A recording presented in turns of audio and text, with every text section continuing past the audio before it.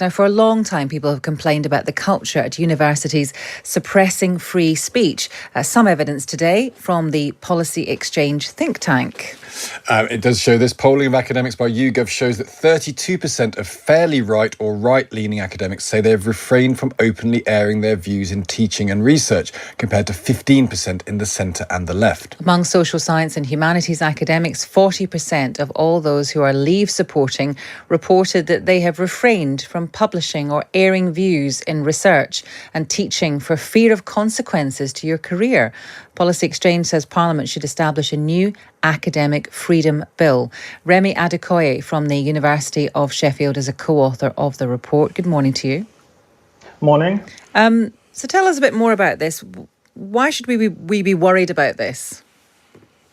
Well, I think, speaking grandly, so to say, free exchange of ideas and a robust sort of exchange of views and ideas is the lifeblood of any liberal society.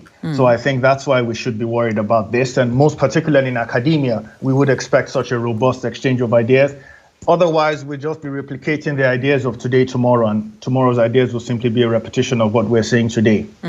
So that's why I'd say this is important. I wonder how much of this has changed, though. I mean, I wonder, some people might say that that certain public service areas are, public institutions have for a long time gravitated more towards the left than the right. Do you think that this is changing, or is it pretty much the same as it's always been?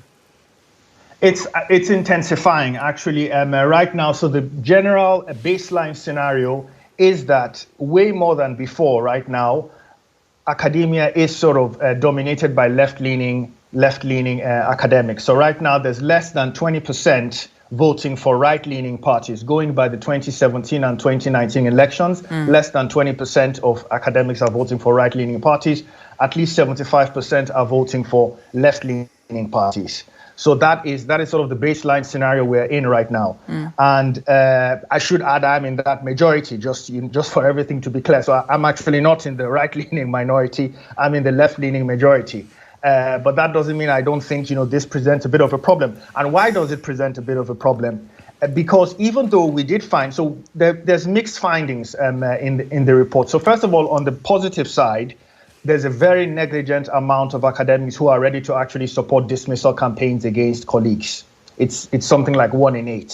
So that's quite low. So that's encouraging. But there is a relatively high amount of colleagues, both sides of the divide, right and left, who are willing to engage in political discrimination when it comes to publications, hiring and promotion. Right. Okay. And there's roughly the same amount percentage-wise of people on both right and left ready to engage in this. But because academia there's a preponderance of left-leaning academics, so obviously this sort of structurally disadvantages those who are on the right because they're already in the minority, and then they can't face there's a greater possibility of them facing that kind of discrimination when it comes to getting grants or getting promotions or perhaps even getting employed. So for instance, a third of academics overall would seek to avoid hiring a known Leave supporter, and the report estimated between a third and a half of those reviewing a grant bid, which is a really big deal in universities,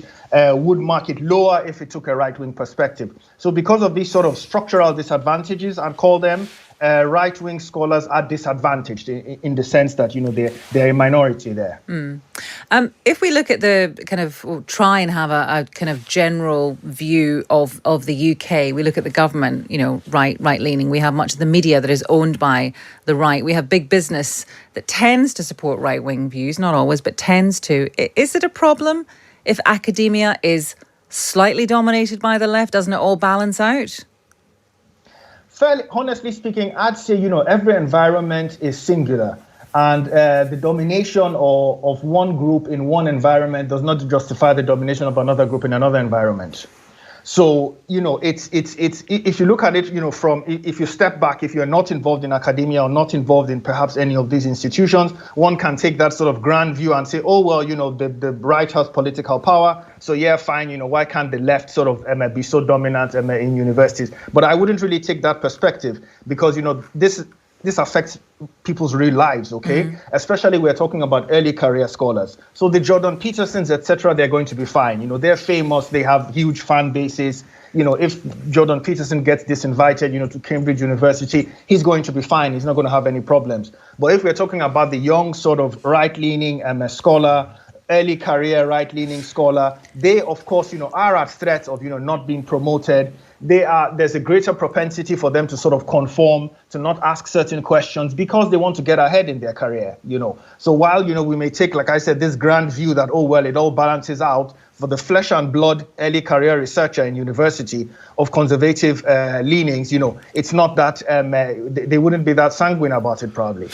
There's a philosophical point here, Remi, to me, which is irrespective of where you are on the left versus right, remain versus leave. It's a disgrace, isn't it? If you're in the business of thinking about ideas and challenging ideas and teaching people to do that, and you're willing to see colleagues dismissed. I mean, you say it's only 1 in 8. 1 in 8 is a disgrace if you're an academic and you're willing to see a colleague dismissed for having a view you don't agree with. That's the problem here, isn't it? It's not necessarily about left or right. It's about people with closed minds whose job it is to open the minds of other people.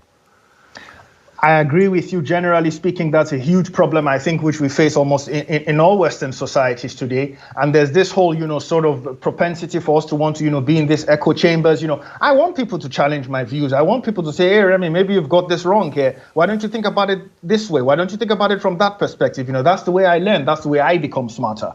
And I've, you know, learned from a lot of people who have completely differing viewpoints from me, you know, and I would think, you know, that's how a society sort of progresses, you know, that's how these ideas get refined, you know. I mean, there was a time a consensus opinion was that the earth was flat, you know, and if everybody had just stuck with that and said, yeah, well, you know, since everybody says it's flat, it's probably flat, you know, we'd still be there right now and not here, you know.